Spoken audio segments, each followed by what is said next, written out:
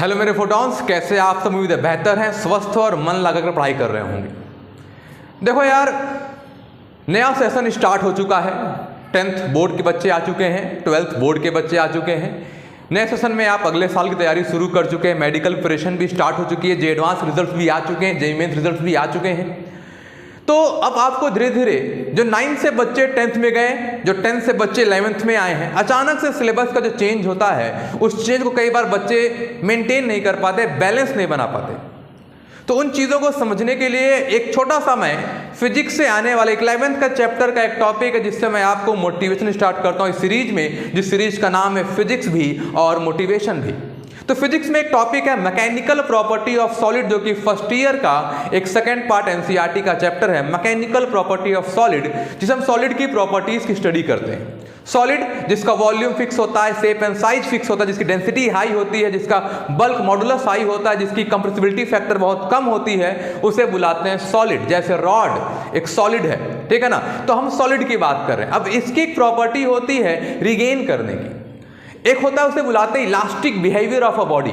अगर किसी बॉडी पे हम डिफॉर्मिंग फोर्स लगाएं तो कुछ तुरंत वो अपने आप को अगर रिगेन कर लेता है, तो हम कहते हैं कि वो एक अच्छा इलास्टिक बॉडी, एक अच्छा इलास्टिक बिहेवियर शो करता है। अगर डिफॉर्मिंग फोर्स लगने के बाद बॉडी खुद को तुरंत रिगेन कर लेती है, तो हम कहते हैं it's a good elastic behaviour. और रिगेन ना कर पाए तो क्या बुलाते हैं? Plastic behaviour. प्लास्टिक तुरंत टूट जाता है, खुद को रिगेन नहीं करता, पर एक इलास्टिक, एक मेटेलिक बॉडी खुद को तुरंत रिगेन कर लेती है। स्टील हो गया, आयरन हो गया, ये बहुत अच्छे इलास्टिक बॉडी है, बिकॉज डिफॉर्मिंग फोर्स लगने के बाद खुद को क्या कर सकते हैं? रिगेन कर सकते हैं।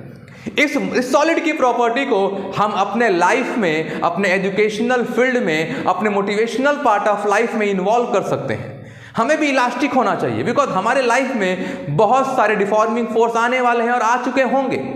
जैसे हम किसी एग्जाम में फेल हो गए, वो एक डिफॉर्मिंग फोर्स है। यूनिट टेस्ट में हमारा नंबर बहुत कम आया, एक डिफॉर्मिंग फोर्स है। लोगों ने मेरा मजाक उड़ाया, एक डिफॉर्मिंग फोर्स। लोग मुझसे बोले कि आपसे कुछ नहीं होगा, आप बेहतर नहीं कर सकते कभी, ये एक तरह का डिफॉर्मिंग फोर्स है।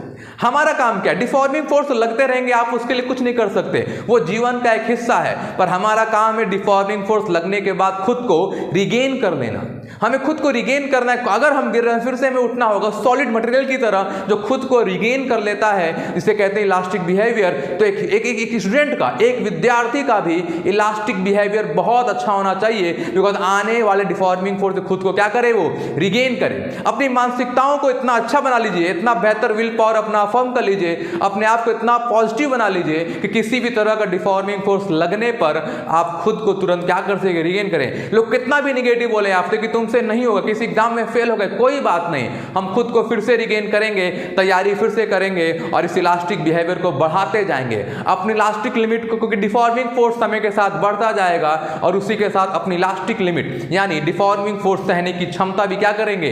बढ़ाते रहेंगे। तो फिजिक्स का एक बहुत अच्छा टॉपिक है इलास्टिसिटी, जिससे हमने आज एक मोटिवेशन लिया कि हमें भी अपने लाइफ में, अपने एजुकेशनल मोटिवेशन फील्ड में इलास्टिक बिहेवियर को लाना चाहिए, ताकि हम भी खुद को क्या कर सकें? रिगेन कर सकें। तो आज मैं आपको एक स्लोगन देता हूं, बी अ इलास्टिक बॉडी। एक इलास्टिक बॉडी बनिए, नॉट अ फ्लेक्सिबल बॉडी। मैं कह रहा हूं इलास्टिक बॉडी, खुद को रिगेन करने की क्षमता बढ़ाइए, क्योंकि डिफॉर्मिंग फोर्स तो जीवन का हिस्सा है और हमें रिगेन करना भी जीवन का हिस्सा बनाना चाहिए। So be a good, a perfect, a best elastic body. Thank you.